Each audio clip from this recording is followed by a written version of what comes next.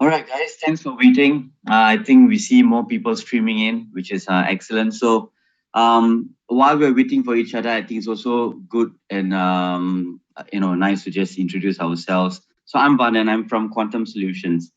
I've been in the field of technology for quite a while, maybe close to about 20 years now. And without saying so much, I think I've been in cybersecurity for the last maybe 4 or 5 years. And the one thing that I've seen would be, the threats seem to be more and more sophisticated as we go. That's why I thought maybe it's a good idea to invite like-minded people to have a conversation about this, to talk about this. And I've also taken the liberty to invite two very esteemed experts in this field, Dr. Prakash Christiansen, as well as Osman, who happens to be the CEO of DefensX, to share the insights on cybersecurity and there are some tips where we can take it for granted on how to protect ourselves, our devices, our assets. They would be more than happy to share their insights. And I'm sorry, I forgot to introduce Dr. Prakash happens to be CEO of Vulsan X, a very long-term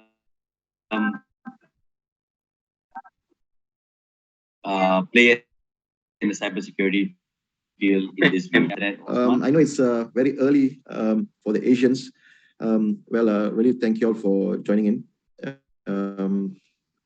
So my name is Dr. Prakash. I'm heading the company called Vulsan X. It's a homegrown Malaysian-based company, but serving original clients.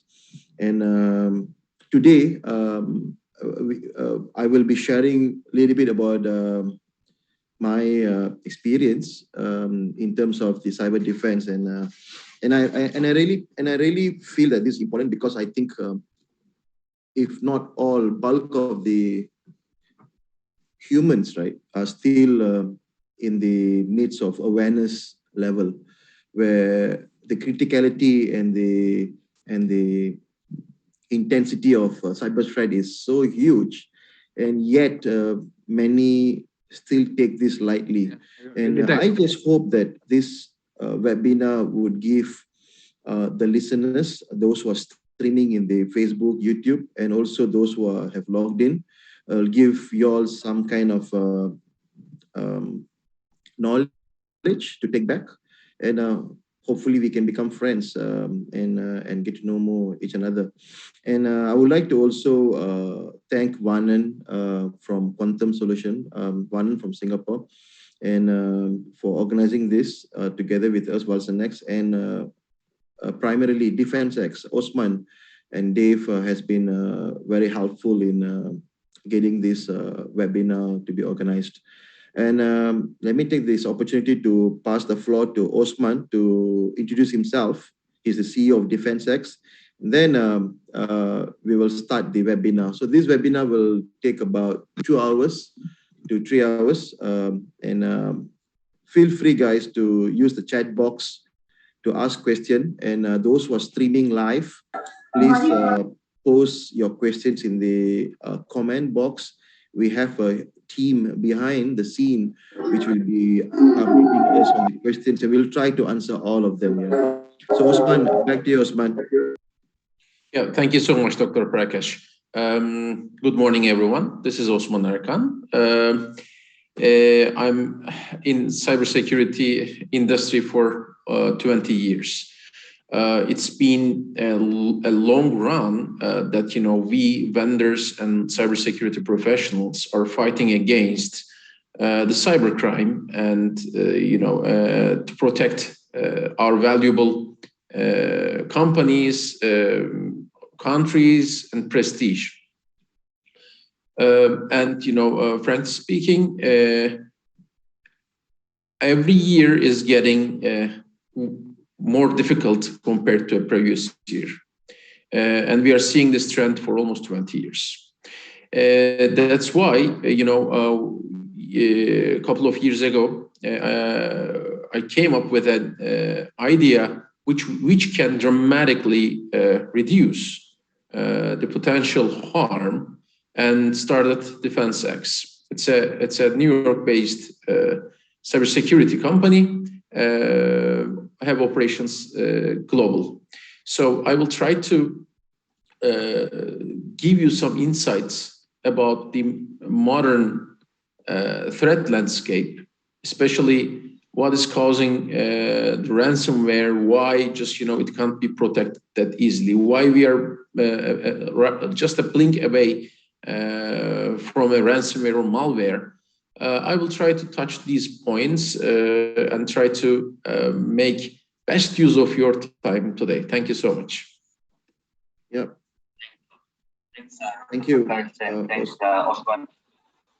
Thanks for that. And if I may add, if you just think about it, I think some of us may be old enough or not, but if you look at just within the last 20 years, the threat, the hackers have moved from being just someone with a hoodie typing into a keyboard trying to penetrate somebody's network to a huge server farm of malicious threats trying to attack multinational companies and even small and medium companies alike. So they don't really discriminate so much. All they need is just an exposed network for them to do their magic.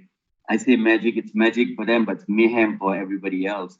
So with that in mind, I think it's safe to say that the threat has become a lot more sophisticated, and we cannot stay still as how we were 20 years ago. And so we should try to stay one step ahead.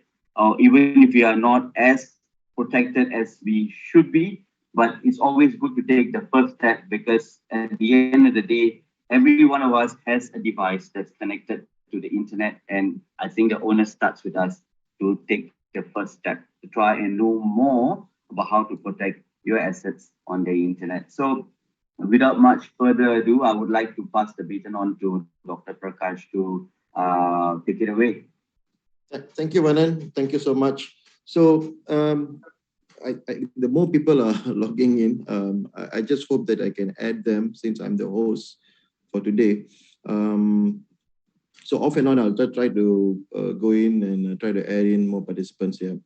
So let me just share my screen. I have something very interesting to share.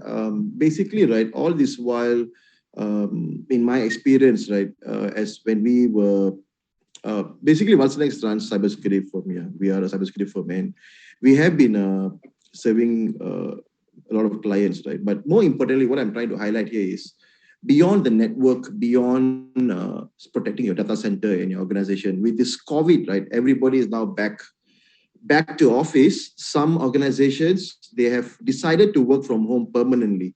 And this gives a nightmare for these real estate agents, because they now can't make money from the rental of the premises, right? So big firms like HP, Cisco, everybody is working from home. Now, this has created a new problem, right? Because when you work from home, you are totally dependent on your home internet, and right now, you don't really need to use your office internet. Now, saying that, your endpoints, when I say endpoints, right, your mobile phones and your laptops or your computers become the critical asset. And these critical assets, right, become vulnerable, yeah, because often we tend to change our mobile phones, right, and not knowingly that these mobile phones are actually a computer. It's just that it's a smaller size. And what do we do about it, right? Because the vulnerability starts from the finger, right? Because the finger moves so fast that we tend to click on links, fake links, fake websites, and that's where the vulnerability happens. So this is what I'm trying to share, how the threat could actually happen, and how can we protect ourselves from the endpoint perspective. Yeah, so that's my objective of the day. I'm not going to touch on technicality or in terms of network, but more towards, as a human, right, how can we protect ourselves? So I'm going to ask the usual question in every webinar, right? Can you all see my screen?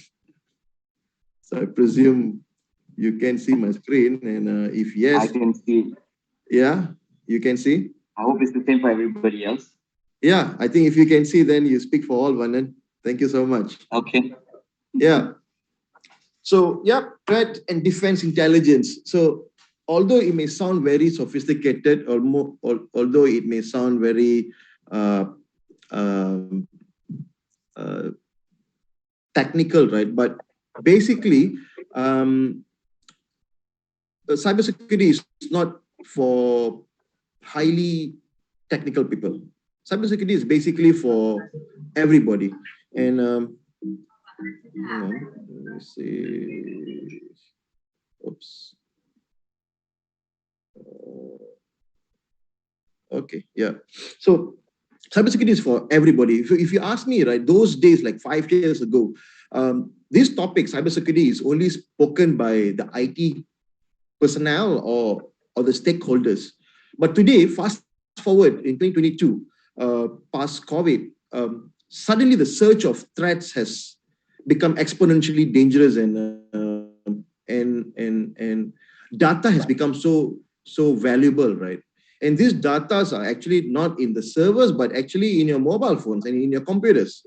Because when we work for an organization, or whether you're an SME, a businessman, or working for a company, right, we intend to have sensitive information in our company. And this is what the threat vectors wants to own it. So that's where I want to touch. So before I just move on further, right, this is my profile. Basically, I'm in the social media. I'm not going to just go deeper on this, but this basically is my profile. I've been in the industry for some time now. Worked in many MNCs, and today we manage a company called Vulsan X, and we are a boutique firm servicing the Asian clients. Some of my exposure prior COVID, I love this picture because this was the moment when I used to see many people, and I used to interact with people, not interacting with my computer. I still prefer meeting people, and I hope this changes. And I hope we will come back to our old norm, I would say. Yeah. So now, so I have 5 things to talk about it today, basically. Very specifically on the SME. Well, SME means not moms and pop shop. Yeah, some SMEs are actually huge. Yeah, and obviously this will directly relate back to the MNC or GLC, but predominantly the idea is this: how could we, who owns endpoint, who owns computer, right? Let me speak more in a layman. Like when you own a mobile phone and your laptop, when you go to a shop and buy a laptop, right? Even like few weeks ago, I went to a computer shop and I bought a laptop. Very rarely, right? People actually look into security instead of just using a computer, Microsoft Office, internet, and very rarely we intend to look into how are we protecting our computer. It doesn't stop at the end, at the antivirus. Yeah, antivirus is something very old. It's not actually the holistic way of protecting, because a computer, right, or your data, right, may not be compromised using a virus. Nah, that's a myth. Basically, by you clicking on certain links, by you clicking on certain files, this will open up the door. So it's like you're having a house, right? And this house has so many doors, and you're only safe until the door is locked. If any of those windows, doors which you don't often use are open, and that's a vulnerability hit there. And this is what I want to highlight here. Now, as we speak, right, those days we used to have this 8210 phone, right, this Nokia phone, and then that was like the yellow and the black screen. I think that was the most safest part of our timeline, because back then when we were using this mobile phone, right, which Nokia brand, I'm not promoting Nokia here, but I think that was the most safest phone ever built, because we never had internet, we never had browser, we never had files, we never had images, right? All these things was there, was not there, and nobody even said like, hey, my phone is hacked, hey, my Facebook is hacked, because back then there was none of this.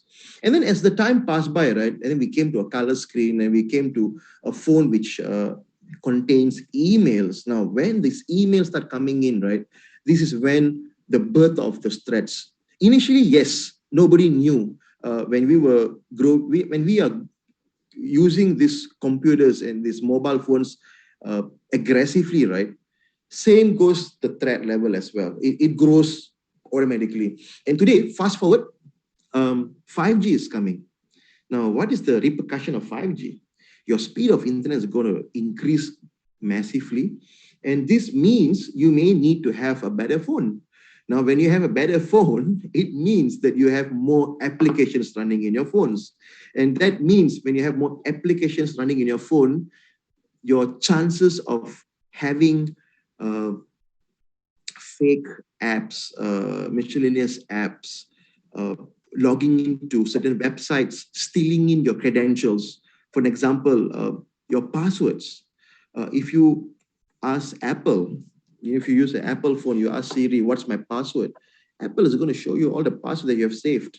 And this is where the vulnerability starts. Yeah, many of us don't realize saving passwords and all these simple things is what causing the damage. So bear in mind, guys, those listeners out there listening for this conference, and also those who are in the live, be cautious when you use your mobile phone and your laptops, because the old school says that, hey, don't connect to public Wi-Fi. Yeah, it's true, but it's no more that. That term is already old now. The new term is, how are you protecting the gadgets or the assets that you have, which you're traveling around with. And that's what is the most important. What kind of information you actually store in your laptop. If you are not a high flyer, then you may not have information, sensitive information. But if you tend to have sensitive information, and if you hold certain position in the company, then you can become a target. Yeah, and that's what people want to know. Yeah. So I'm speaking on, since I'm in Malaysia, I want to speak a little bit about some of the things happening in Malaysia, right? I'm sure this type of similar initiative happens in every country. I think we have listeners from many countries today, but in Malaysia, or in matter of fact, in any other country, right, we have this thing called digital transformation. Every country in the world speaks about that, because the only way a country could evolve, or the only way a country could be successful is by organization embarking on digital transformation. And what does this mean, right? So we begin to go out of the conventional way of doing business, using systems, using technologies. Now, when we have systems, applications, technology, it means the enabling tool need to be in place. So what is the enabling tools? Your computers, your laptops, and your phones. Now, this is where the problem starts, right? You can have state-of-the-art data center. You can have state-of-the-art applications. You can have state-of-the-art network protection, blah, blah, blah, blah. I can go on and on. Now, one vulnerability of a mobile phone, one vulnerability from the laptops, and game over. Yeah. So the era of zero trust has already arrived. Yeah. Not to trust anything from the internet, because sometimes those, even if an example, yeah, I can give you a good example.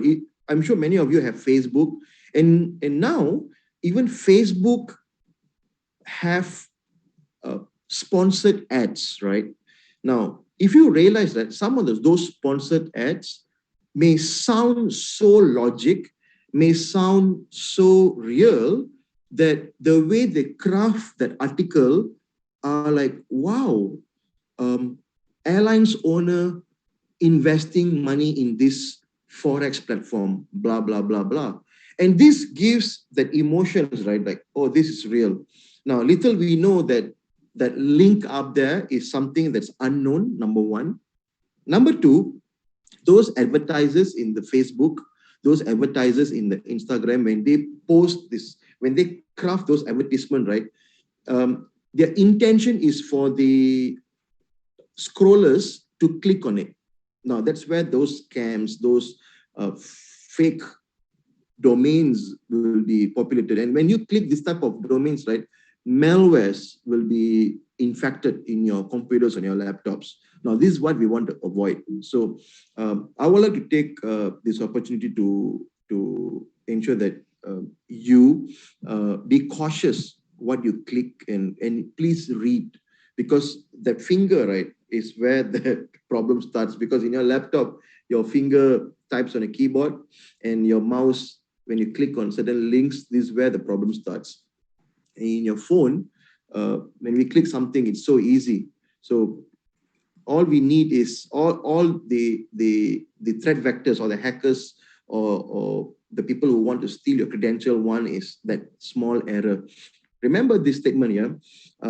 The hackers just need to be lucky once, and we, the users, right, have to be lucky always. So always remember that. This is some interesting stuff that I want to share. In the US, right, there's a 10 million bounty reward. Tips on Russian sandworm hackers. So this is like a massive initiative launched by the US Department of State of Diplomatic Security Service, where they try to get some intel about this group of people, right? And they have been creating a mess in the whole world by creating ransoms and extorting informations, and so we are not living in a wait until I get hacked. No more. It's no more the point of I'm safe now. I'm running my business. It's all good, so I don't need to have some kind of protection. Because remember, guys, having a cyber defense technology is not expensive. It's a myth. It's really a old school thinking that to have a cybersecurity solution, it's very expensive and I can't afford it. It's complicated. Now, time have passed. We have a speaker in this webinar, Osman. He has created a technology which is so affordable, number one. Number two, it is so user friendly. And because of time evolution, right? Because people get intelligent, businesses get intelligent, technologies get intelligent, they tend to make human being life more easy.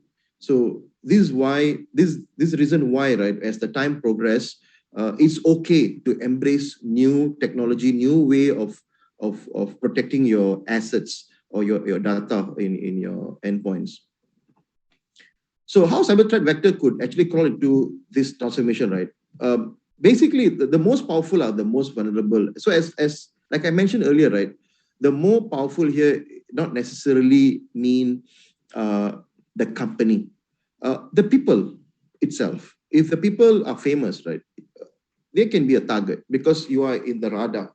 And that means when you're famous, when you have money, when you're rich, example, right, you have something that I can take it from. And I say I is these hackers. So this is how the hackers actually think on taking advantage, because the intentions are different always. I'm going to show you later the different type of threat vectors exist in our ecosystem.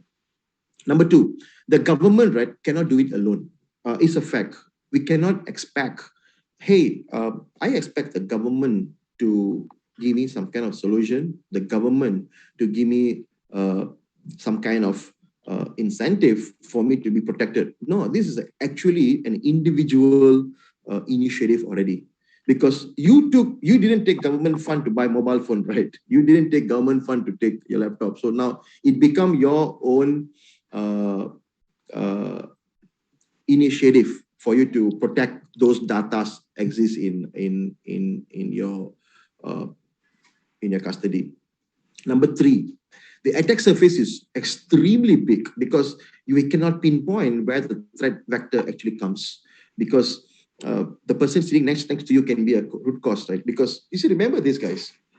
Sometimes it's not about a threat vector or a malware being infected into your computer.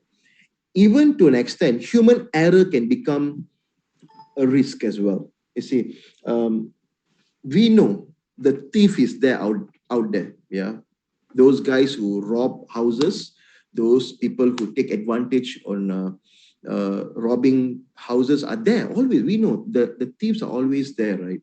Now, we don't want to give opportunity for these thieves to come into the house. Now, how could that happen, right? So if a guy goes to a neighborhood and he has like 50 houses, right? The house that he will go in is this. The house which doesn't have CCTV, example, the house which always the gates is open, the house which always less people. And now this gives that mentality of to the thief that, yeah, this house can become a potential house that which I want to rob. Now, same thing in this cyber world as well. If we tend not to take security as important, for an example, password, having some level of protection in your phone and in your laptop, even to an extent, the people surrounding you, because human error can become one of the major factor. When I say human error, right, we ourselves tend to not to check the web link and intend to put username, password, and exposing ourselves to the threat vector, because the first step to infiltrate into any environment, right, is the username and password. And social engineering is the best way to trick somebody to get this credential, because you don't have to put a lot of effort in getting these passwords. So be cautious on that. And like I mentioned earlier, right, just a few seconds ago, victims often don't know they are a victim. Very, very true, because like I said earlier, right, we don't know what we don't know. So it's always best, don't wait. It's okay to have some level of protection, right? So it's like immunization. When the COVID hit, the best thing that we could do is get some vitamins, vitamin D, and obviously the vaccines, right? Now, there are two types of people who say, hey, I don't need vaccine, and some people say I need vaccine, right? Neither is wrong, but getting vaccine is always the best practice. Now, when you go to the doctor say, hey, you need to get vitamin C, blah, blah, blah. Now, these are the investment that we do as a human, right, to get ourselves protected from viruses. So same thing, when you have your computers, your laptops, it's okay to get those vaccines in. The vaccines here are talking about tools and technologies which can protect you. And warning decisions are normally unknown. For an example, right, you don't know when those threat vectors are going to come to you. Yeah, so it's always good that we be cautious. I'm sure some of you are here business owners, so think about that. Now, as I mentioned earlier, right, not always the money is the intention of the threats. Now, sometimes, right, we have people do this cyber threats for different purposes. So like we see here, we have hacktivism, crime, insider, espionage, terrorism, warfare. All this espionage, terrorism, warfare is like a next level, right? These are like state vector type of attack. But what more importantly is the crime part, because this is where easy money. Because for an example, right, if somebody get ransom, so you know what is ransom mean? Let me give you a very layman way of explaining what is ransomware. Example, if you wake up in the morning, you brush your teeth, you wear your coat, and you go out to your office, right, 9 o'clock. And when you finish your work at 5 p.m., and when you reach home, you realize that your padlock is different now. And then two things will run to your mind, right? Hey, now I have a different padlock for my own house, and I can't go in. And then while you're thinking, right, a guy walks into you and say, hey, hi, doc, what's happened to you? I'll say, hey, you know what? My padlock is changed. I can't go into my own house. So two options here. One is I break those gates and I spend like thousands of dollars to access back to my own home. Or number two, this stranger will just walk by and say, hey, doc, I have a key here. This key costs you maybe $10. You pay me this $10, you get this key and you can open the lock.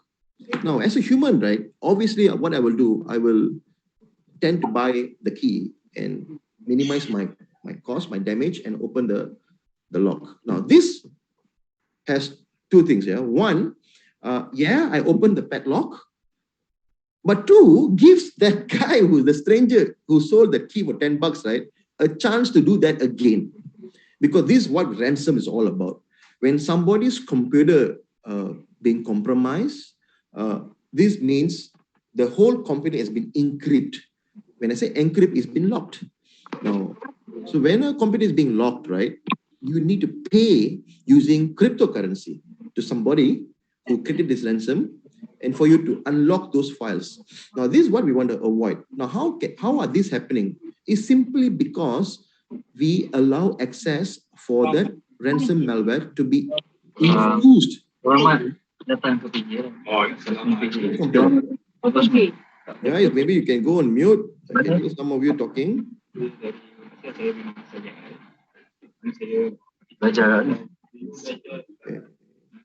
So now this, like the typical ransomware was just explaining, right? When your file is being encrypted, you technically speaking, you'll get this screen. You can access your usual emails.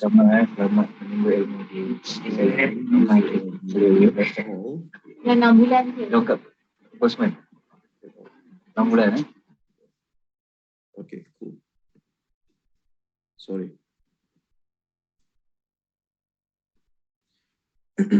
So I hope those who are listening today doesn't had any experience of ransom, but if you had, then you know what am I talking about, yeah. So don't take this ransom lightly. So some of the cybersecurity challenges for business today is very simple: lack of visibility, because we tend not to have some kind of assessment, I would say, yeah, the exposure level. How exposed are we to the threats? And usually, right, the threats are so dynamic that we intend to have insufficient way of protecting them, because the threats are really evolving, you know, like today is a different threat than tomorrow. I can bet you, right, every day somebody is creating something new to beat the system, because that is the challenge that they have, right? And the external dependencies. So companies cannot ensure the part of integrity of their own. Like, for an example, right, logistics company, for an example, right, if you talk about companies like, say, who sells equipment and they don't own the logistics. Now, for them to send those parts out, right, they depend on third party. Now, guess what? If this third party is vulnerable, right, when he come into your organization, he's bringing the vulnerability into your organization. So it's always safe, right? If you're a business owner, it's always good that even your surroundings, vendors, customers, they are safe, because they could be the weak link that may, in fact, certain vulnerability to your organization, despite you having all the system controls, governance. Remember, it's not always about tools. Tool is important, but the governance and the policies are important to enforce the usability of the tools. Yeah. So remember, it's not always having documentation helps, because sometimes you can have 101 documentation, but if you don't enforce them, it's equal to just a piece of paper. Yeah. And sometimes and the other part of hang on, I just add some people. The cross-functionality challenges. Many role in a company may change. Yeah. When I say this is, the HR will always say, hey, IT, it's your duty to ensure that my computer is safe. Yeah, you're right. Hey, accounts team, say to the IT, hey, IT, you are the guy who are responsible to ensure that I'm safe in the house. Now, guys, although the IT is responsible, but it's us who have control or have possession of those assets that we have here. So what I'm trying to make try to make a point here is this. The IT can enforce, can have controls, can have governance, but it's us to ensure that these things are taken into serious consideration. Having a tool, one, and having the tool to scan your devices is another thing. Having a tool to give you prevention, to say that, hey, don't click on this link, this is a vulnerable link. And taking action not to go for it is a second thing, yeah? Because sometimes when we are so excited with certain websites, although it may sound fishy, it may sound dodgy, we still go in and click these applications, click on files. This is what we want to avoid, because be cautious whenever you are in the internet, because the internet is like an ocean, right? You have nice things and you also have bad stuff. So this is what we want to avoid. The bad stuff doesn't come to your radar. And for decision makers, sometimes making this type of tactical decisions to ensure controls are there can be challenging, because change need to take place, the mindset, right? Because the way of working might change. You don't log in to the office network, you use VPN, example, right? You must have scanning tools. You cannot click on links. You cannot use thumb drive, all of these things. So sometimes the change is important for any users in the company.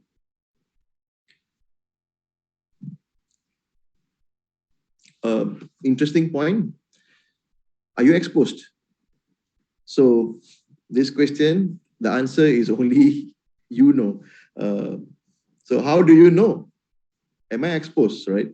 So it's not just about individual, but also company. That's the reason why if you see organizations, right, they intend to do many activities. For an example, we call them penetration testing. It's a very old way of exposing vulnerability, but I think the point of are you exposed here is your password exposed? Number one, do you use simple passwords? Yeah. Second thing, do you click on fake websites? Do you go to dark web, example? Do you share your passwords? These are all exposure, right? And if you go to an organization, right, you have these post-its, stuff like this, and you intend to put your passwords, your sensitive information on your monitor. Now that is also an exposure. You have pedestals, your data and your files are there, and that pedestal is not locked. It's also a point of exposure. You read your emails, you log into your Maybank or your CIMB or your Mbank, right? And you openly put your username and password while people are surrounding you, right? It's also a point of exposure, right? Because the exposure here is not just about exposing our sensitive data, but it's also exposure about our behavior and how we actually interact with the computers and our phones. So it's important, yeah, what type of pictures that we put in the internet, example, downloading, stuff from the internet. It's also exposure. So this word exposure actually huge, which you may want to consider. Now, this is the interesting stuff, So this is actually a very complex architecture, but what I want to highlight here is this blue box here. So this is where we are living in this space, right? We human beings intend to have so much of gadgets, right? IoT gadgets, like our phones especially. Now you see Touch and Go already have this new thing called RFID card. And this RFID card, we can even reload our money, our Touch and Go using our phones. Now, this is something interesting because now you can transfer money from your e-wallet, which is connected to your Touch and Go, and eventually it transfer the money to the card. Now, I have no comment about that because they just launched, but I just waiting to see if somebody can think creatively to create a new threat level, right? haven't seen any case so far. But the point is this: we are living in the world of IoT. Sensor there, Wi-Fi there, connected to this Wi-Fi, connected to smart TV and stuff like that. Now, so this is where the vulnerability happens, because IoT means Internet of Things. When you connect to the internet, you are exposed, right?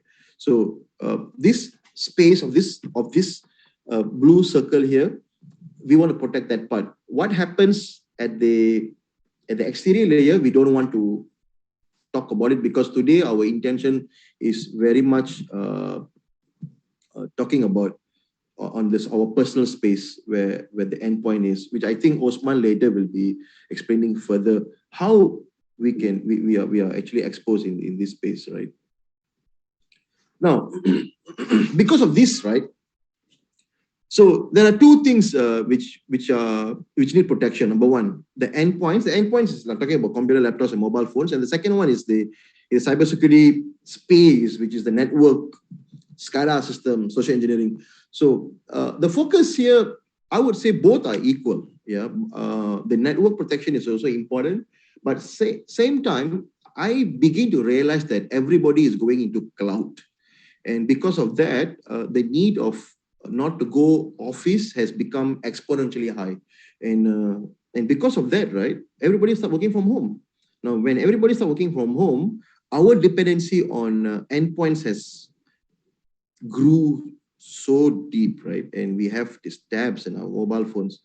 Now, this is where we need to ensure that some level of deep thinking process need to take place, where we need to protect this part of the ecosystem.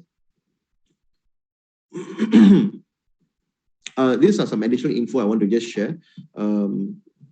Critical infrastructure, fire alarm hacked, elevator been hacked, electricity water system has been hacked. You know, now all this, right, may not necessarily be impacted directly from the system. Sometimes, right, when this type of critical infrastructure being compromised, the root cause could be actually coming from these endpoints. So it's important for us as a user, right, that we must be cautious, that we don't want to become the root of something major happen in your organization. Yeah.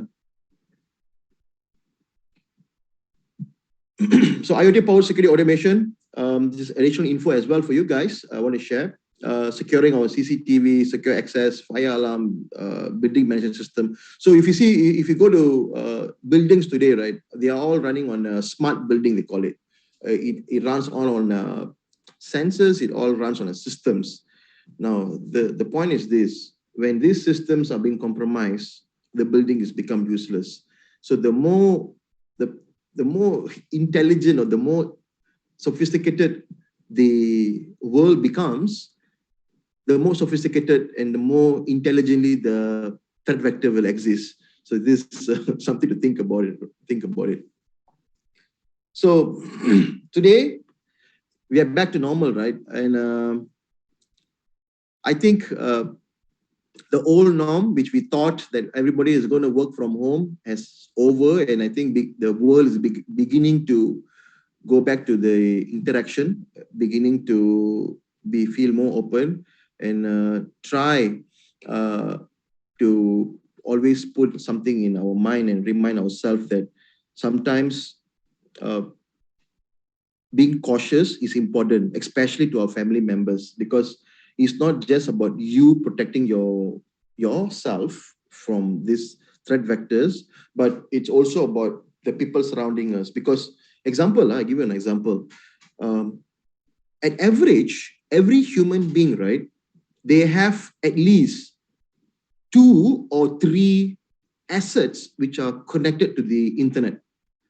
Example, at average, every human has 1 or 2 mobile phones. At average, every human have 1 laptop and maybe 1 tab.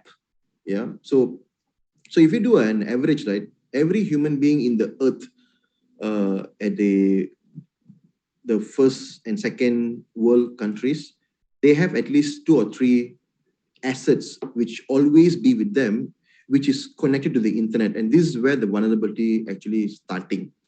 and be cautious, because when you're out there, right, the network engineers in your office are not there. When you're out there, your IT service desk or your cybersecurity officers are not there with you. You're alone. So when you're alone, right, it's always good to have this circle around you, like the Simpsons always have his bubble, right, to protect your data and yourself. So what's next? I want to share this. Yeah, it's good. It's always good to conduct a maturity assessment and build a cyber security roadmap. For those of you having an organization, I think it's always good practice to see what is the goal of the criticality of your organization, and some of the key risk factor in your business life cycle. If your business runs a specific niche type of business, then the criticality of that business, where you need to protect them, right? And of course, every time when you talk about risk, it's always about investing in effort and technology. So it's always good to have this type of things, not to wait until that risk actually happens. And also detection and prevention mechanism, having tools in place to alert you if you accidentally were to put a password, because today the multi-factor authentication breach could also happen, which I think Osman later will be sharing as well. It will be eye-opener. In fact, I learned from Osman a lot, where when he tells certain things, it really make me think that this threat landscape is actually getting crazier, because the hackers are becoming more creative and and just to make sure that the human make mistake. Some of I'm going to just scroll through fast on this part. The threats, I mean, this thing you can read in the internet, guys. There are so many data out there. There are so many, even our company produced this type of information. I'm just going to share 48% of miscellaneous email attachment are office files. 30% data breaches involve internal actors. So people around us can be a threat. So it's always good that organizations have controls, organizations have a lot of mitigation plan, how can you protect these type of threats from happening. Now, my last giveaway is this, the early win, because I've been talking about problem, right? Sometimes it's good to talk about, what can we look for? Number one, conduct a vulnerability or pen testing. It's a good thing to do for organization. Include cyber in your business risk management framework, because it's ain't anymore running business. Today it's about running business, putting cyber risk as part of the life cycle. Yeah. And advanced endpoint technology, because today without endpoints we cannot operate, right? Despite you may have cloud, you may have data centers, whatever you can have, right? The endpoints are still endpoints. You cannot say, oh no, I'm not going to have endpointless environment. No way. We still need to have laptop, right? You can't be talking to papers, obviously. So it's good to have infusion of zero trust way of working, which I think Osman will be talking deeply on that. The other things are enhanced monitoring of cybersecurity SOC. We call it SOC. In our company, we have SOC as well. We also do monitoring for our clients. And but I'm talking here, this SOC may not necessarily be having like 100 screens out there and people are watching, right? I think times have changed. SOC here, it can be also a central way of working where if you're an organization, right, you actually have some way of detecting threats, detecting risk, detecting the behavior of the employees, detecting what are the common vulnerable websites which the employees are going. So this will give you some exposure of the threats, where we can give some kind of a mitigation in terms of training, in terms of blocking those websites, in terms of giving education to the employees so that they can have a behavioral change in the organization. Yeah. And the last one, intelligence report and proactive analysis reports. So this is where the intelligence starts, because if you go to hospital, right, how do you know that we are sick or not? Obviously, that piece of document that we have after we do a blood checkup, that gives us the intelligence that how healthy we are, right? Same thing, treat ourselves, our assets, our network, our businesses, our employees' behavior as the report card to see where the risk exists and what the business could actually do to mitigate this type of risk. So that's the end of my presentation. I hope I've given some enlightenment in my presentation for I think close to 40 minutes now, and I hope if you have any questions, please feel free to put in the chat box, guys, and I'll be more than happy to answer them now, or maybe with Osman later. Vanan, back to you, Vanan. Thank you. Thanks, Dr. Prakash. I think it's been very insightful, and even for those people who are not in the technical line of business, I think they would find it pretty empowering just to know that, you know, there are some things which I didn't know and I thought I knew, but now I realize there's a lot more out there that I knew. Like, for example, when you spoke about the logistics company where it could be vulnerable to their clients, true enough, I've heard of a company just in the recent past, maybe about a couple of weeks ago, where they are shipping company, and they're not a multinational company, okay? So they are a SME company, so to speak. But the SME companies, they are like, okay, I'm small, I'm not a big company, I don't really have much, millions of dollars to pay in ransom, so why would anybody target me? So normally, yes, you can think that way, but unfortunately, hackers don't think that way. They look at you as a means to an end. So the way they have gone about doing this is they have actually exploited this shipping company. And mind you, it's about 10 employee size on the shipping company. They realize that these companies, these small companies, have customers who are huge. So they use these small SME companies and mid-sized companies to penetrate the end customers. So fast forward, what happened was they got hacked, their email server and system got compromised. So what this hacker did, this hacker managed to get access to the invoice documents to amend the account information, account payable information in the invoice, and send it to the end customers. End customers have no idea that this shipping company got compromised. So they ended up sending the fund transfers to the amended account information in their invoice, and the hacker got paid via the shipping company. And by the time people found out, the result was, of course, there's a financial loss for the end customer, which is the multinational companies. And then, of course, these guys have to pay them back. So there's financial loss, number one. But worst of it all is their credibility. So by thinking I'm just a small company, I'm only got 10 people, 5 people, maybe my revenue is not that much, I've got nothing to lose. But they have so much to lose, not just from a financial point of view, but from a credibility point of view. Think about this. Would any big customer of yours want to work with you if they found out that you got compromised?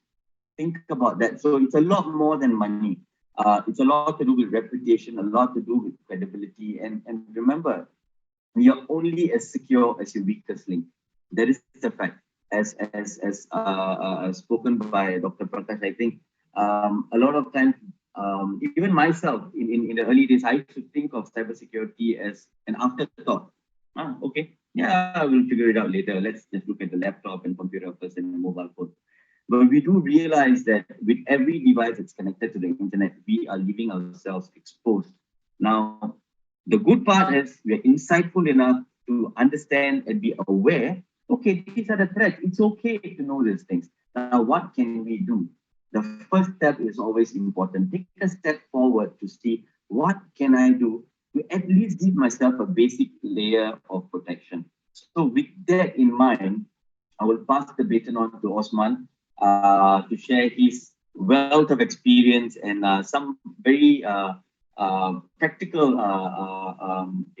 exposure to this technology where we can really learn a lot from. Thanks, Osman. Thank you so much, Vanan, and thank you so much, Dr. Prakash. It was very enlightening to hear all all your points. So just before I go into my presentation and my speech, I'd like to ask the participants if they can take 30 seconds to think about what is have they faced individually or or as a company, have they faced something risky in the past a week? So that's what and you can note it down somewhere, and I just like to get back at the end of the call, at the end of the webinar, and just touch base with some statistics.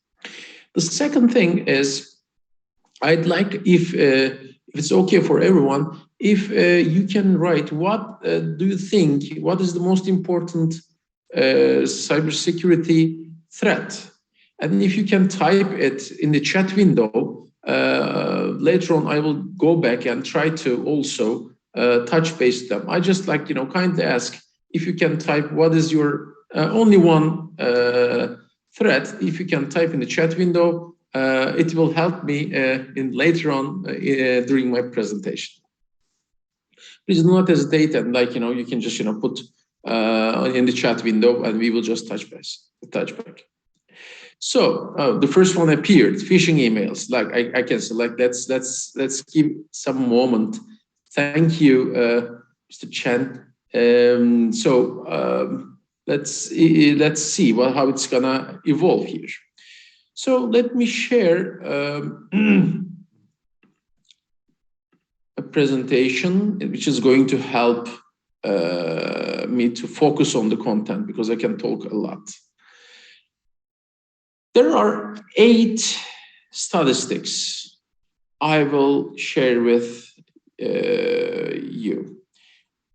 Each of them are touching one important point.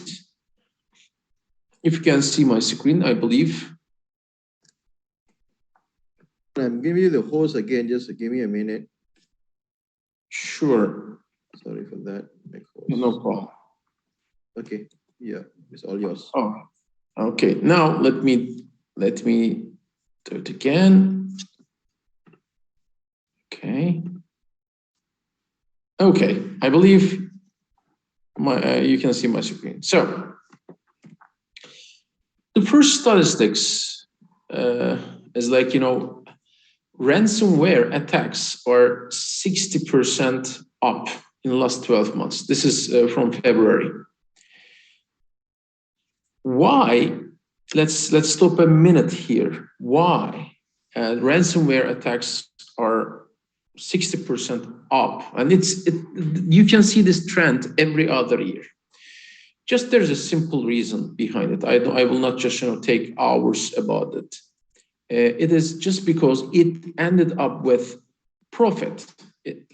People are just making money out of it. There are networks, there are organizations, there are thousands of people well connected all around the world making money out of ransomware. It is commercialized. Like any grocery store, you can go and buy some food.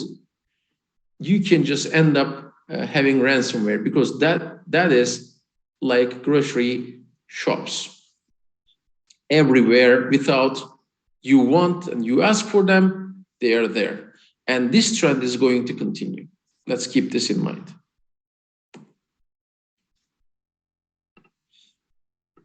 I'm sorry. The second statistics is, how is the trend expected to increase or stay steady or get worse or get better? This is also a very 3 months old survey, about almost 14,000 professionals. Well, all professionals expect 67%. It is going to get worse, only worse. So industry professionals are not optimistic either. So they're not expecting ransomware or phishing attacks or any other means which I'm going to touch base is not going to decrease. The expectations are that it's going to get worse. the number of attacks expected are going to increase. Number of, and the situation will get worse. But how about the efficiency or the effectiveness or both of the attacks?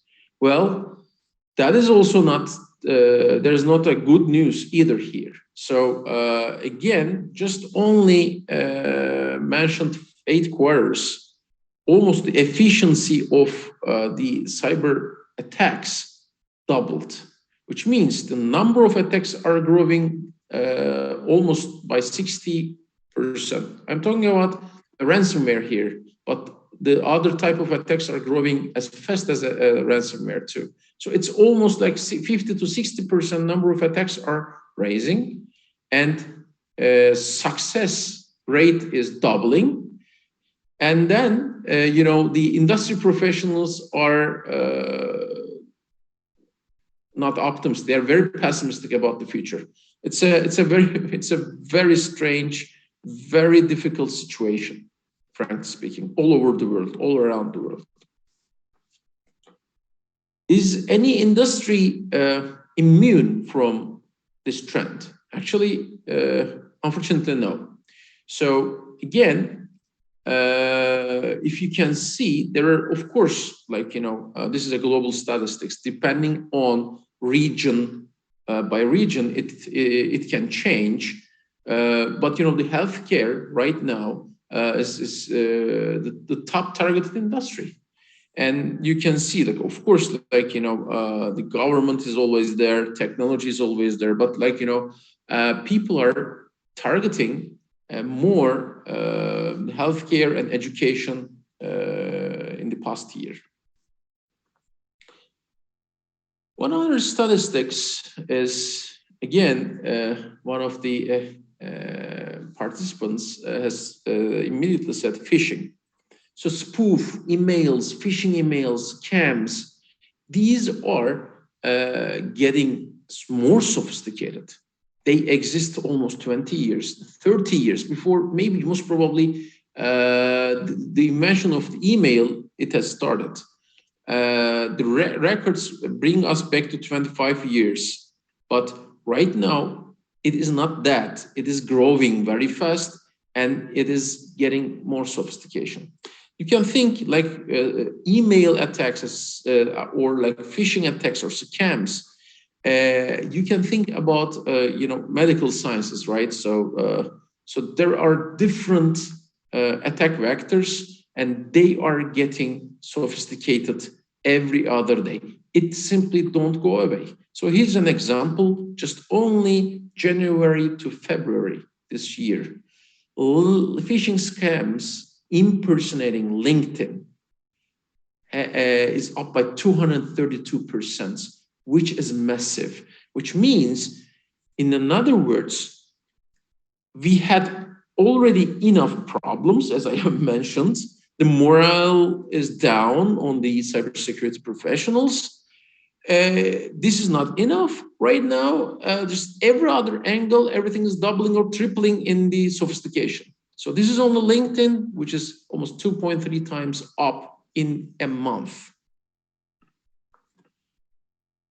Well, so this is a little bit like, it's last year's information, but just customer account attacks are also super fast increasing. So you can see in some verticals, you can see some spikes year by year according to some verticals.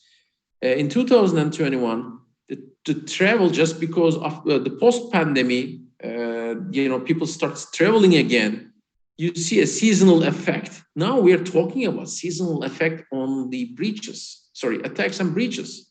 So just because the COVID effect, you can see there is a spike on the travel, attacks to the travel agencies. So it is a vibe. Attackers are not doing this for fun. They are doing this to feed their families, most probably, or to just buy their to fund their expensive lives. We don't know, but they are following the life. They are following the trends. They are following And so it is, we have to be, up to speed and catching, we have to play catch up at some certain point, but we have to be very vigilant because the attackers are getting more and more sophisticated every other month. So, let's go back to my initial question. So,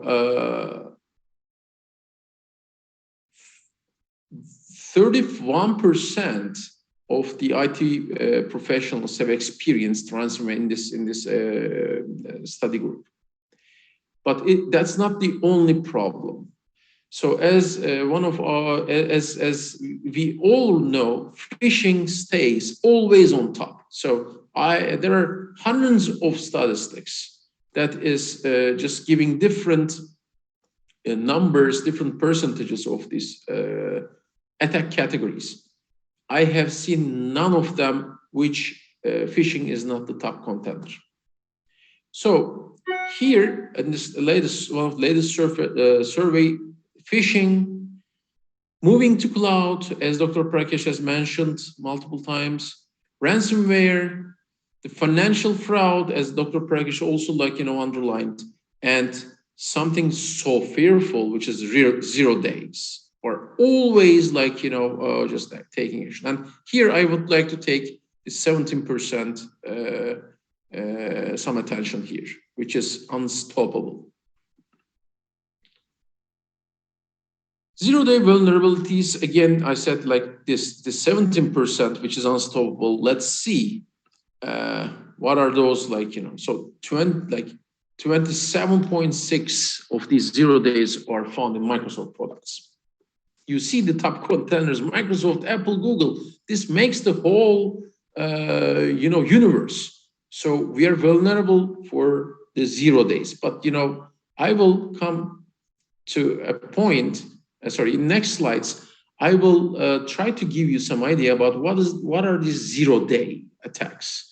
I will just go, it might look like a bit deep detailed, but I believe it will give you some more understanding about why endpoints has to be defended at first nowadays. I will just before moving to the next session, I give a pause and I would like to see if there are any questions in the interim. I may just go back and answer. So let me check the chat window. So are there any questions, dear participants? Please just text in the chat window, and I will try to answer. Also, Dr. Prakash, Mr. Vanan, if you'd like me to touch base anything, please don't hesitate and interrupt me. Thanks, Osman. I mean, I know you're just in the midst of your segment, but I have another window where I see a lot of questions coming in. The first question that I see that's being asked about a lot is, what is malware? And what has malware got to do with endpoints, and what is the solution? Excellent. So a very good question. So let me just, very quickly answer. So a malware is a more sophisticated version, more clever version of a virus. That is the most simple explanation. A malware, I will not go into I will touch during my presentation, but a quick sneak preview. A malware is a piece of code that is injected into the endpoints. Different than the old style viruses, it is self-sufficient. It is hard to detect. It can move and take decisions and design to survive. So if we make an analogy, if viruses, old days viruses are the diesel cars, malware is a sophisticated, electric Tesla. So that is how we can just easily remember the difference. But I will touch base some further details about malware in upcoming slides. So I believe you still, my screen is, you can see my screen? Yes, we can. Okay, thank you. So right now, I will just start talking about a little bit, we will go a little bit like technical, and then we will come back to the real use cases. But I believe, everyone has like some kind of a need to understand what is this famous 0 days. We always hear 0 days. 0 day is the number one, is not the number one, excuse me, is not the number one malware distribution method. So, but it is the most dangerous one. So what is a malware distribution is you need an attacker remotely needs to inject a malware into your endpoint, right? So how is that done? The most dangerous part and unstoppable part is the 0 days. So I will just, show you, again, we have to start with statistics, but, just to give you the complexity of the problem. So what are endpoints? A Windows device is an endpoint. Your Android device is phone is an endpoint, or tablet is an endpoint, or a Linux device is an endpoint. Anything that runs an operating system interacting with end users you can just count as an endpoint. And these endpoints, just because it is interacting with the end users, they are very sophisticated software. And more than that, an endpoint is not only a device. And if a software is also having a virtualization or layers and interacting with the end users and getting sophisticated, that is also considered as an endpoint. So that's why web browsers are also considered as another as endpoints. So just having a web browser on your Mac, I'm using a Mac device, I'm using a web browser, which means I have an endpoint device, which is my MacBook, and then I have another endpoint, which is a web browser, and these are running all together and isolated to each other. So the problem is very complex. That's what I'm trying to explain here. Just to give you an example, Windows 11 has approximately 55 million lines of code, where a Chrome browser has 35 million lines of code. You can think about how complex a web browser is by comparing it to one of the most complex softwares, which is Windows 11. So then let's come back to a 0 day. So a 0 day is an unstoppable attack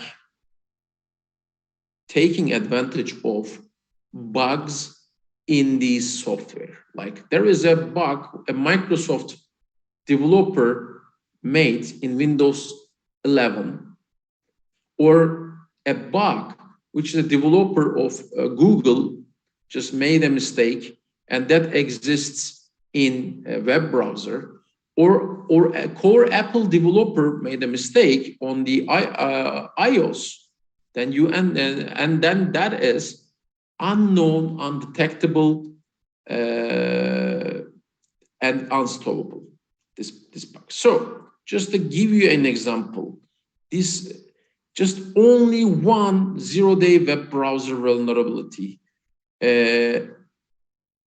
affected 2 billion devices, which means with a single packet, with a single website, all over the world, 2 billion devices could get malware injected. That is a 0-day, and the 0-day scale is so big. So just to give you a little bit more. So with the timeline. So what are these there are three phases of a zero-day attack. The phase one is what we call unknown duration, which is, as I have mentioned, there is a software bug, a mistake made by one of the top Microsoft developers or one of the top Google developers or one of the top iOS developers. No one knows about it, but someone in the wild, in the dark, can discover that. And those are generally state actors. I don't want to go into details, but there are multiple ways to achieve it, like even just injecting and hiring or just buying people. But generally, for an unknown duration, in the wild, state actors discovers 0 days and conduct attacks, which is actually general targets are military, government, and strategic institutions. At some certain point, these are discovered, and there is a gray period between discovered and announced by a legitimate actor. Because if a 0 day or an important bug in a software, which is going to end up with a malware injection, is discovered, these multi-billion dollar, multi-trillion dollar companies have to, all of us actually have to announce it, just for people who are using the software to protect themselves. But that is going to create, a couple of, days or weeks of a duration where at the traditional, the typical attack vectors, attack actors take benefit about it because they learn this attack. And this is a gray area where strategic institutions, finance, and large conglomerates are being attacked for big ransomwares. Like we are talking about tens or hundreds of millions of dollars. So again, 0 days discovered by governments. These attacks are not related with the ransomware. These are strategic, like stealing IP or conducting a cyber warfare, right? Then this has to be announced. Google's are announcing, Microsoft's are announcing, etc. Then there's a gray period where the malwares are just like getting into action to be able to achieve hundreds of millions of dollars of damage. Then there is in between, the patch is provided by Microsoft's, Google's, Apple's, you name it. You can just think about all these big names and you can just put different names, right? Then these the patch is provided, but applying patch is taking another time. Sometimes like weeks and months. This is the area where profit-driven cybercrime industry, which is ransomware, kicks in. So because they just simply automate the malware who are targeting, let's say, hundreds of millions of dollars of a damage, but they copy in small individuals, like maybe just 15, 16 years old kids who are trying to just buy some some personal stuff, even can utilize these tools to create ransomwares. And these ransomware are just utilized for months. Then after the patch applied, crime as a service, even further automation comes in. So for this example, these 2 billion devices affected from Google's Google Chrome's 0 day problem. These phase one is unknown. Maybe 2 years it was there, which means with who's using a web browser was being attacked. But no one's gonna take care about small institutions or enterprises. It was the military thing. or government to government, you know, it's a cyber war, actually. Then 48 hours of time, malware and ransomware could, you know, take this advantage. It's a small, you know, duration, but then months, the rest of, you know, the ransomware, malware was around. So let's see another example.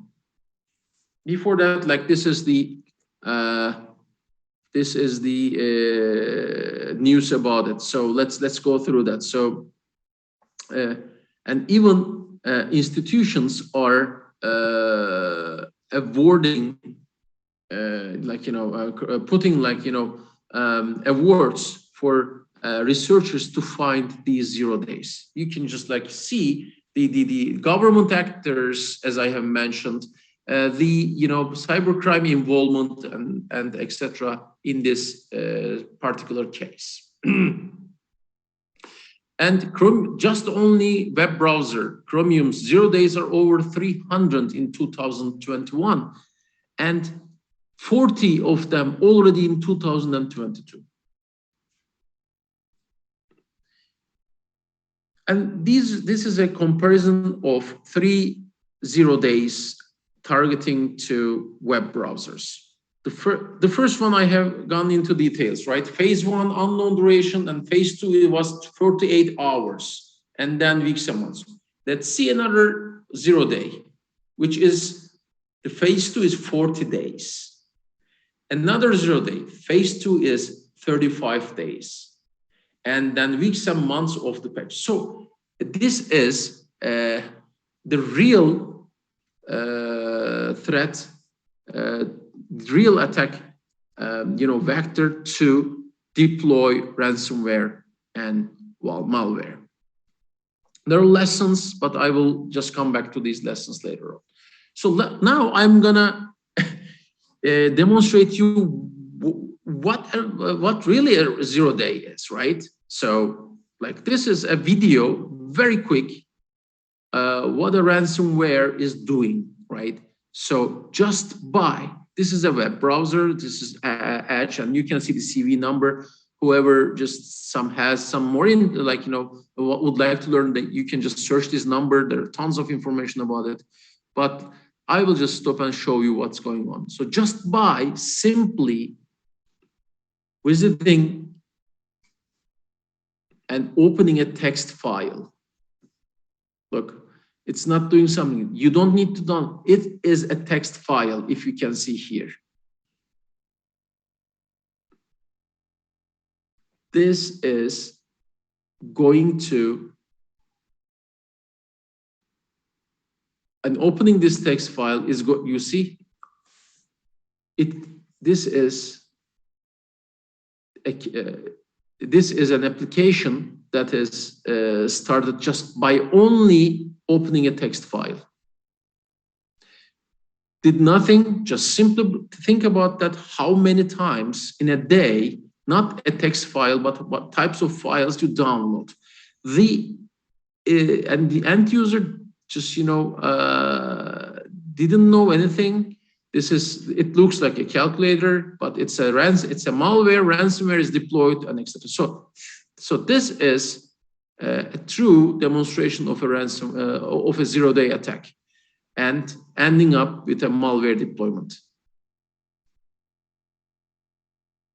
And just simply even like looking at the folder with an auto, even not clicking it, you can see that.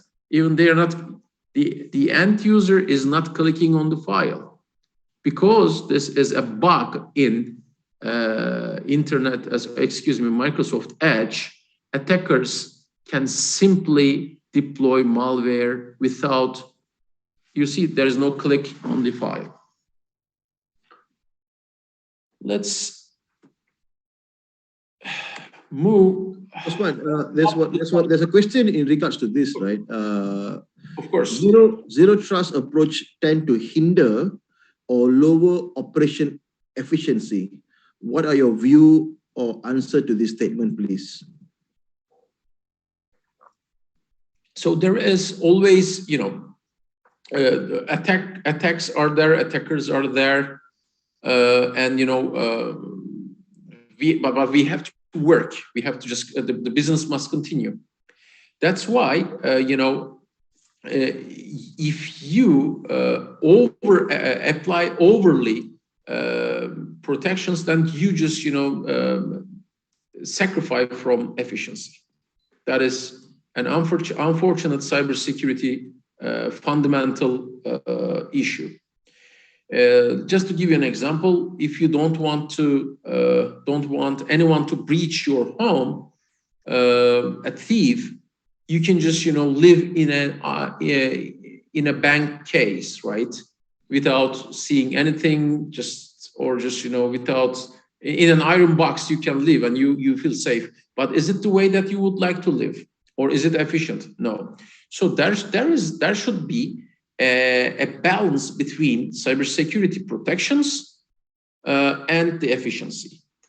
The best approach to that is having zero trust, which is the recommended approach for all these vulnerabilities, which are going to take over your prestige, your company's reputation, or your operations down, or some of the companies just went bankrupt just after breaches, or CEOs or CFOs or are fired. This is really serious. But business must continue. So the industry's new approach is zero trust. If you can apply a zero trust methodology by sacrificing minimum from the end user experience, whether minimum friction, that is supposed to be the best defense of today. And you have to invest on this, and you have to get end users buy-in and contribution to the cybersecurity policies. So all, we are either managing a company or working in a company, or managing a cybersecurity practice, or being a part of the cybersecurity practice. By how? If you're an end user and you don't contribute to cybersecurity practices, it will not work. So, long story short, Dr. Prakash, a cybersecurity practice should be as seamless as possible, and taking taking into end users actions or feedbacks into the consideration, and having the minimum friction with the end users, because without people, what are we going to defend? Okay. So I hope that answers the question. Yeah. So follow up to that, right? I'm asking this from a service provider standpoint and also as a customer or user, right? So we are running a business, so same, everybody also runs business, right? But where do we draw that line of comfort and security? What, from your experience, right? That line should be drawn at the user convenience or the business convenience. At what level do you think that we should have this zero trust layer should be drawn? Is it from the user behavior, or is from the user assets or the endpoints that they possess? What is your thoughts about it? Dr. Prakash, actually, this has a multiple aspects. But to make better use of the time, what I would say is this differs from organization to organization. Yeah, it's totally personal. But there's a common intersection, which is efficiency, and the business must continue, right? So you cannot stop the business just to protect yourselves. That's the first motto we have to remember. How to achieve this is by monitoring and seeing what's going on and happening in the enterprise, real time. And this is gonna tell what we generally name as the monitor only mode in general. So to be able to draw that line in between cybersecurity and the protections and the efficiency, you need to have a certain period of monitoring all the activities, and cyber threats altogether. And once you just get this map ahead of you, then it is the best time to draw a line in between. Hey, these are the threats that we see, we are exposed. And if we just let's put the slider here and let's protect, let's pop up the security volume to protect this area. And then, but let's not just increase the volume too much, because then we will just gonna eat from the efficiency part, right? So the recommended approach is first monitor and see what the risks you are exposed in your organization. It might be few of the departments or employees are spending time in some dangerous websites just because of the behavior. Maybe that's what you're going to discover, or just you will discover there are minimum risks at some area. After monitoring it 1 month, you don't need to impose some strong security measures at that area and just let people to work freely, because there's a less risk. So this is a continuous approach, and if you have the right and correct tools, you monitor the risk and user behavior at the same time, and you can feedback this to your cybersecurity posture. That is the best practice I can recommend. Thank you, Osman. Absolutely. So when we come back to the endpoints part, so 68% of attacks target endpoints. There are 4 components of an endpoint protection, 4 main components. The first, I'm talking about the modern endpoint protection. So it is EDRs, which is the next generation of antivirus. They cover antivirus as well. So it's endpoint detection and response tools. There is zero trust applications component at the endpoint, which you have to minimize what an end user is able to use, right? You will need a managed firewall just because of the network threats. And then you need a secure web browsing or secure web browser or endpoint web protection. These are the 4 components that is the modern endpoint security is suggesting. So here, what I can say, let's assume it's a Microsoft Windows device, right? Microsoft is solving most of the problems like managed firewall, EDRs, and app zero trust. Then the only remaining part is coming as secure web browser. So you don't need antivirus. If you would like to use an EDR, you can switch into very low cost packets in Microsoft Defender. You can apply Microsoft tools to create app zero trust. These are all you can just access and turn on very easily. And this is coming. Most of them are coming for free. But then what remains is the secure web browsing, which is DefensX focus, frankly speaking. So let's go back to the solution part. Now I will just, excuse me. Oops. Okay, this is a little bit PT. I will just here. Okay, let me just start here.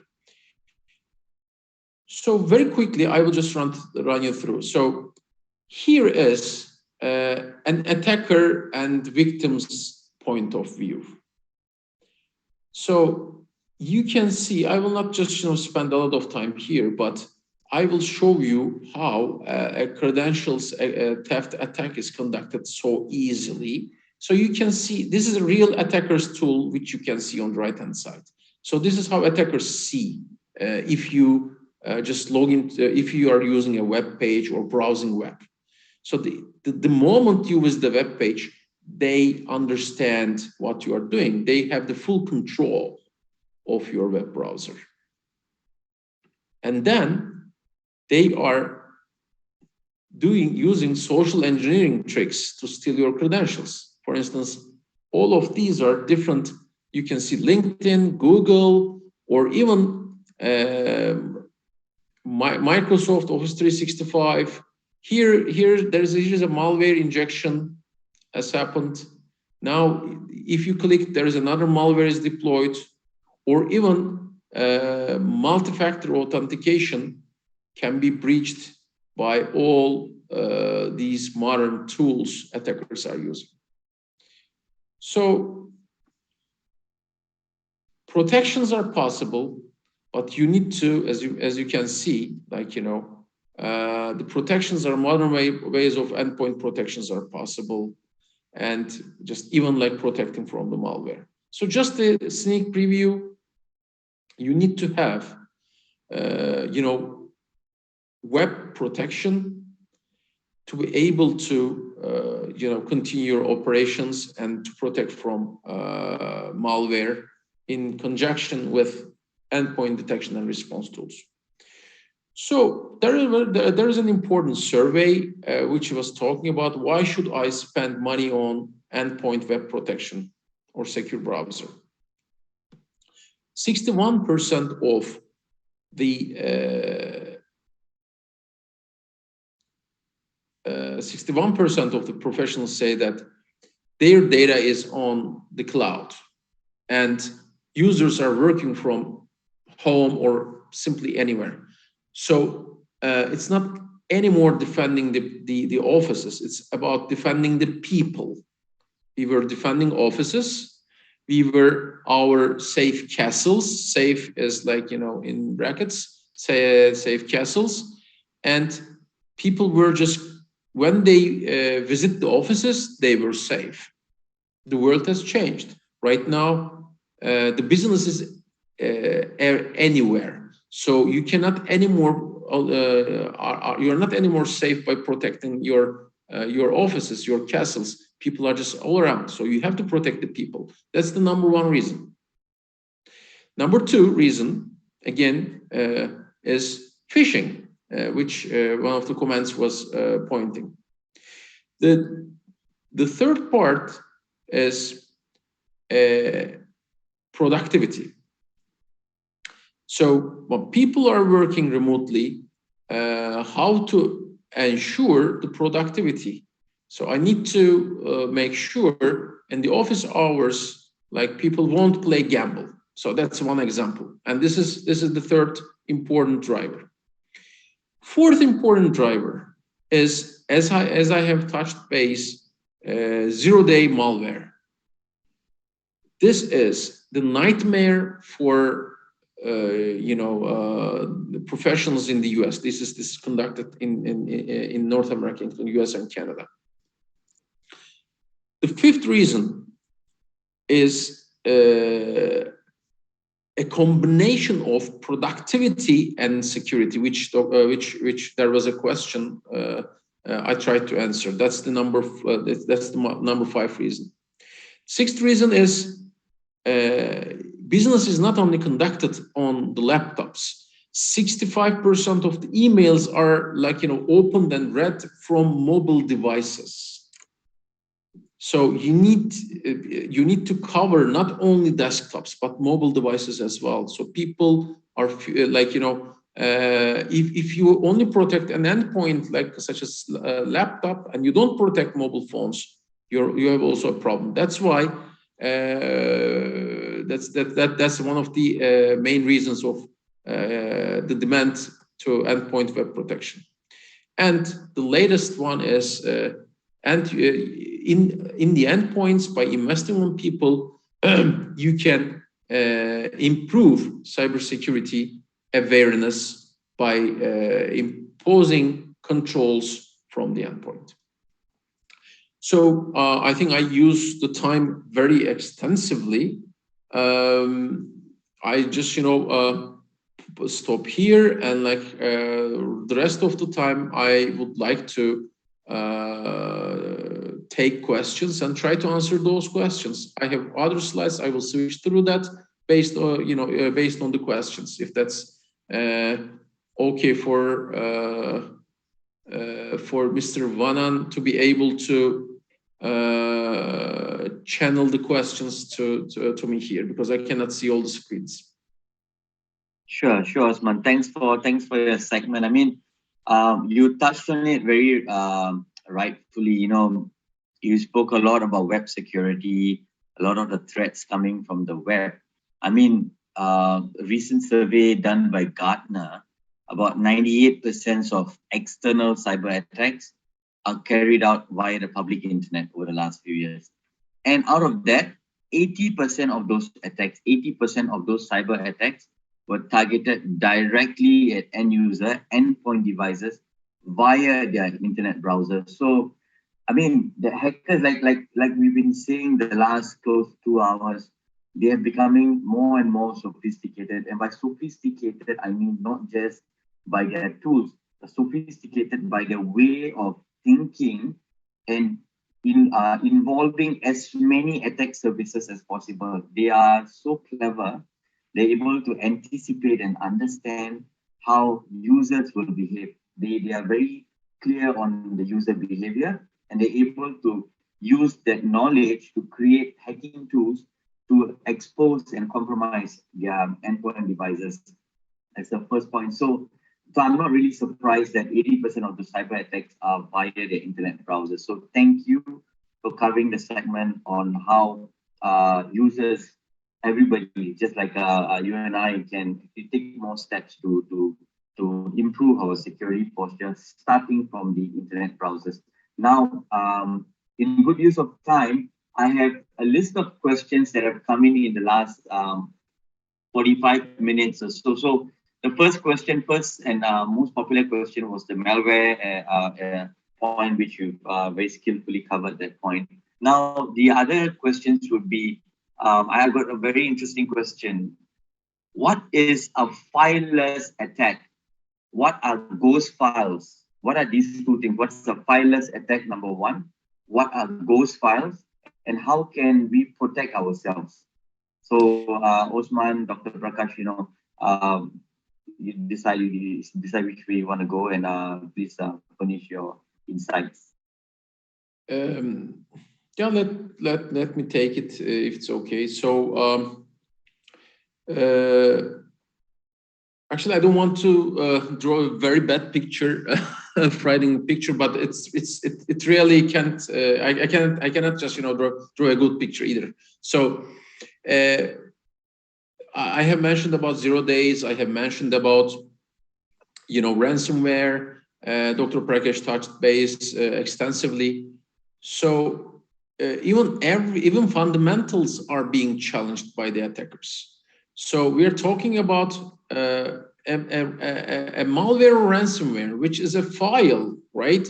But attackers found ways to conduct malwares without sending a file. So how can an attacker send a file without sending a file? So it's crazy, right? But it happens. So instead of sending a file through the network, the attackers found a way to build that file on the endpoint by the use of new web technologies called JavaScript or WebAssembly, which basically, while visiting a web page, you see like, all these, singing and dancing web experience that is brought to you by a technology called JavaScript. That is also used to create nice content to you, but attackers are using these web tools to build files that are undetectable on the network. Just you see that you are visiting a web page, you end up, they are cooking a file not at their labs, on their laptop, on their web browser, and then injecting it, evading all the network-based defenses. So I don't want to drift off here, but there are like a number of use cases and demo cases, which we will be very happy to demonstrate if there's a need or send the links, Mr. Vanan. Sure. I mean, thanks for covering that. I know we it's really crazy, right, to hear that. Yeah. The way how the attack have taken place. It's really an eye-opener. In fact, the hackers doesn't do that in their lab, but instead using the victim's computer. Exactly. So that is that is the modern way of attacking. So you expect a file, you just you just put secure web gateways, try to understand this, but no, it's invisible, and that's the most frightening part. Like, these are the tomorrow's attack vectors, which are happening today. They will appear in the statistics next year, and just to be aware from now is very important, because these days for all fileless attacks, or like, as you have mentioned, Dr. Prakash, advertisement as an attack vector, or like similar, like the Google ads are just being used for all these like attacks. People are very creative at this area. Yeah. So are you saying that so what people or the business need to look out for is, now from all this network-based, protocol-based, file-based, all this will eventually become obsolete, and the web become the #1 threat vector of all. Are you saying that? Actually, that is the industry and everything is also saying that, and yes. So let's think about that. All the applications are talking to their cloud sources on devices. Even Microsoft is changing the approach of how they put the applications.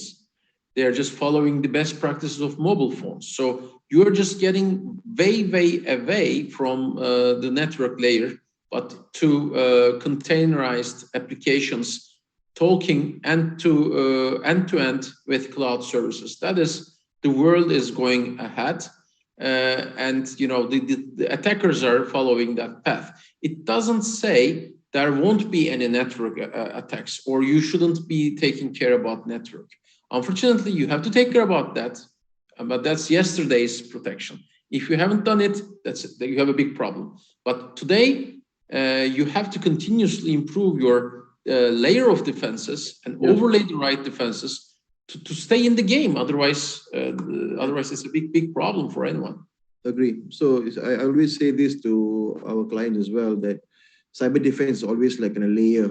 It's like an onion theory, right? You keep adding the layers and layers, because the threat vector always increase and become more creative. So tomorrow, like you said, tomorrow is going to be a new day, a new attack scene. So thanks for that. I mean, if you look at it, really, if you compare it to a physical security, I mean, suppose, let's take an example. You're living in a condominium, for example.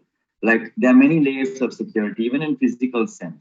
You're externally, beyond your compound, you have your physical security of your national police guys who are patrolling the streets, right? And then you have the security guards who are taking care of your compound security. And then within the compound, you have maybe 4 or 5 blocks of residences. Then you have a identity access management for each of the buildings. And then you have lift security, and then you have door, and then you have probably a lock to your private room. So as you can see, even to get to you, there are many different layers of security you need to think about. Maybe you've taken it for granted. Maybe now is a good time to start to think about how many layers there are of security that has been there that you never quite given a good thought about. So that's the similar way how security works. So it's not to say that, for example, if you choose one tool and that's going to be the silver bullet for you, okay, I'm completely secure. I'm never going to be compromised. I'm not going to be exposed. That's never going to be the case. There's no silver bullet to this. But what can be a good start is if you can take a good look at yourself, at your company, to take like a security assessment to try and get a good sense, okay, how vulnerable am I? What areas of entry points are being vulnerable? So, okay, so that's one thing. Once you have a good idea, it's like taking an X-ray on your body, right? So you know, taking an MRI or a health checkup on your body to see, okay, these are the areas where I need to focus on. I seem to be doing really well in this area. I seem to be doing not so well in this area. Okay, then after that you go into the mitigation part. Okay, now in those weak areas, I think I can afford to focus on 1, 2, 3 points. Right now, I can't look at everything, but I think I need to look at the priority of what I can do to secure myself. So similarly, from a health point, from a physical security point, and then now to a cybersecurity point, I think it's important to first look inwards and reflect using many tools like a security assessment to see where you stand in terms of the vulnerability and the security posture. That would be the first step anyone can take to try and move towards the direction of securing the environment, securing the endpoint devices. That's a good direction to look at. I have one question right now. As we've seen, cybersecurity is not just for the big boys, not just for the multinational corporations. Even small companies have that. And so in that, I have one user who was asked, as a small company, I might not have the right cybersecurity personnel or IT personnel. I might not have the knowledge in cybersecurity or even the right resources to manage a cybersecurity tool by myself. What advice could you give to somebody like me?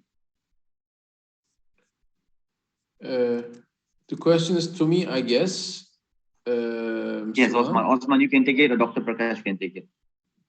Okay. I can give some thoughts on that. And I also got 2 questions pointed to me, but I think this could be actually answered by Osman. But I'll just answer the first question first about the small company and So this is my answer to you basically.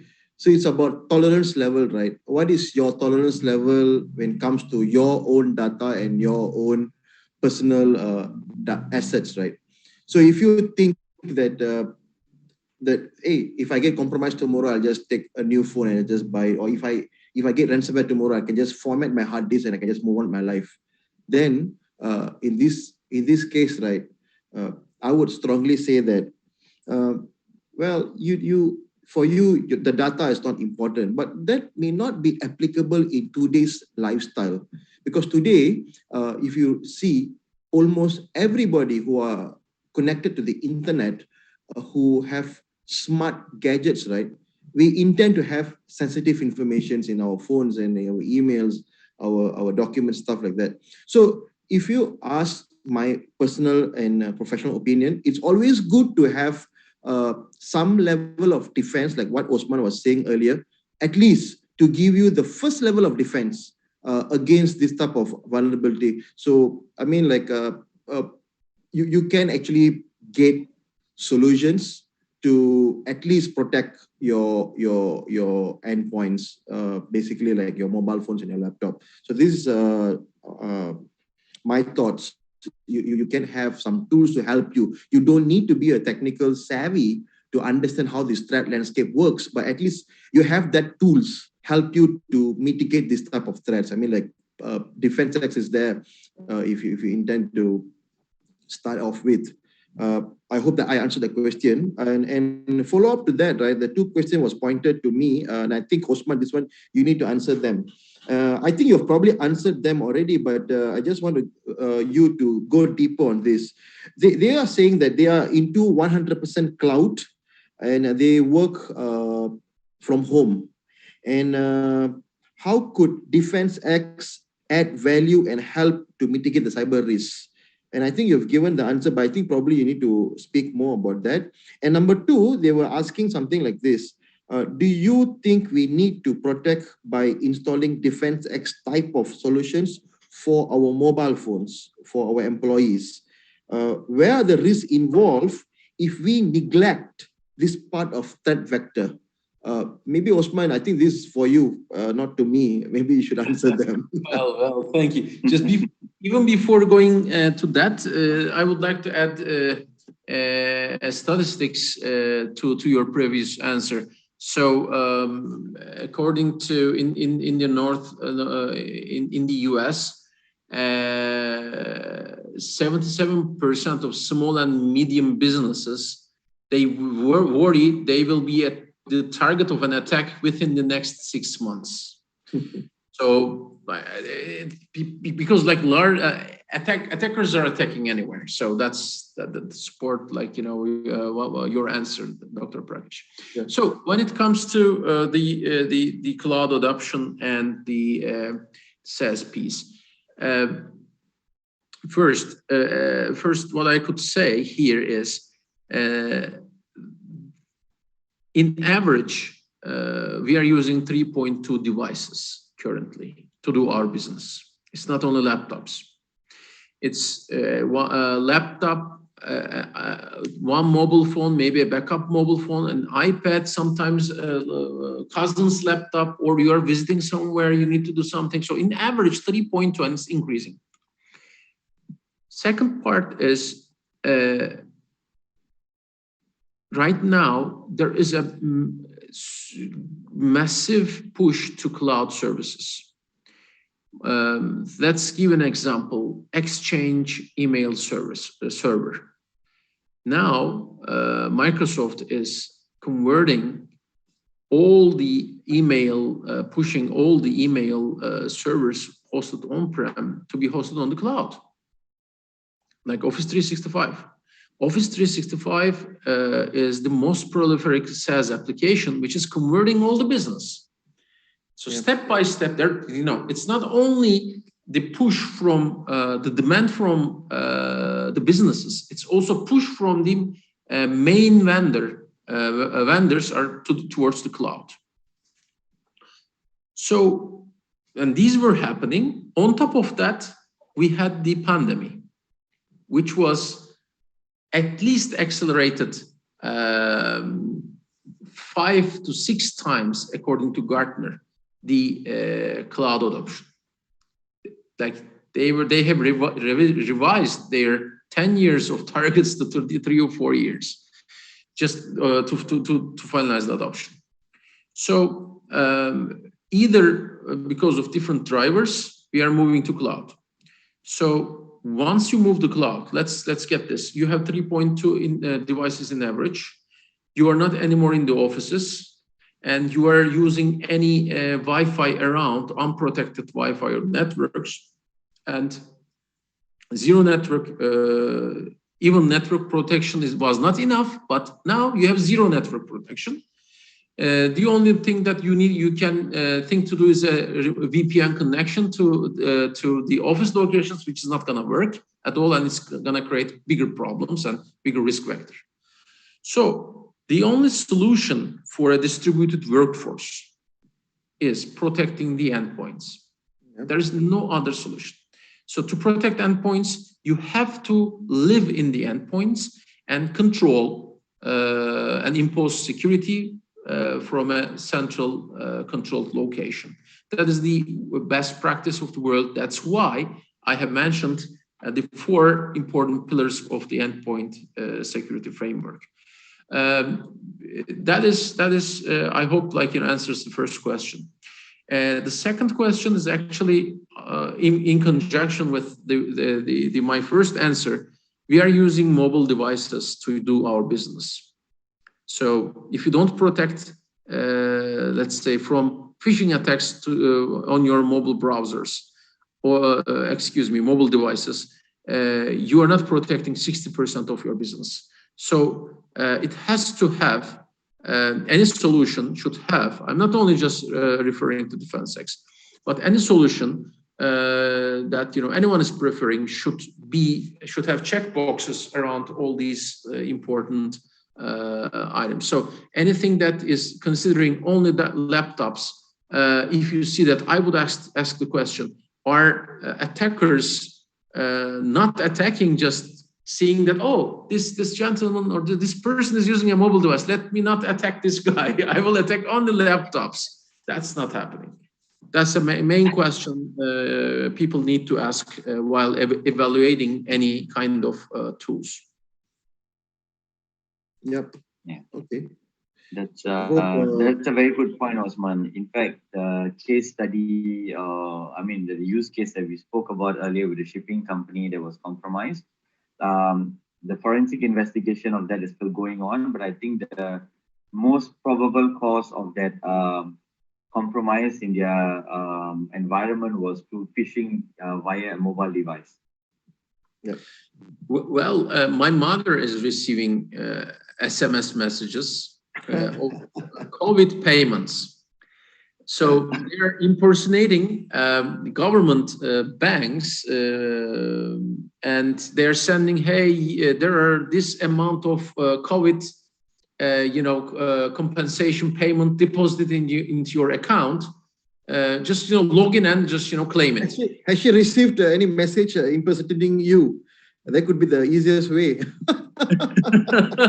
Well, actually, that is not my mother, thanks God, but in businesses, there's a concept of business email compromise, right? So they're impersonating you, and it's also another growing area. So it's growing and growing, and it's not one thing for sure. Attackers are getting more sophisticated. Attacks are growing. Success rate for the attackers breach is increasing.